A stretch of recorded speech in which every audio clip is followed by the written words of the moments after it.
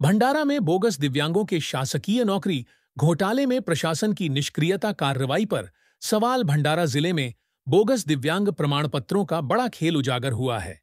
कई लोगों ने फर्जी प्रमाण पत्रों के सहारे सरकारी नौकरी हासिल की है तो कुछ ने पदोन्नति भी ली।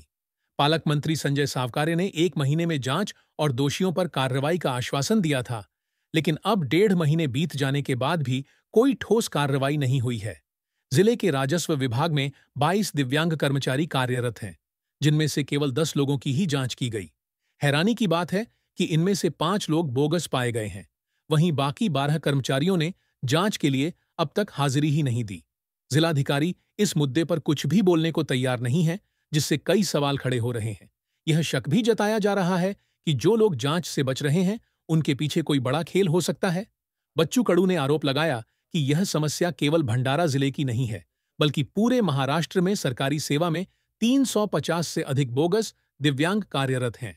उन्होंने यह भी कहा कि मुख्यमंत्री की बात मुख्य सचिव नहीं सुनते और मुख्य सचिव की बात जिलाधिकारी नहीं सुनते। उन्होंने चेतावनी दी कि अगर जिलाधिकारी ने बोगस दिव्यांगों पर कार्रवाई नहीं की तो उनकी कुर्सी हटाना पड़ेगा। तर अशा घटकांचा दिव्यांग म्हणजे वेदना, ज्याला पाय नाही, हात नाही, डोळे नाही, त्याचा एक कोठा जर चांगले माणसं घेत असतील आणि कलेक्टर त्याच्यावर कारवाई करत नसेल तर ही फार दुर्दैवी गोष्ट आहे।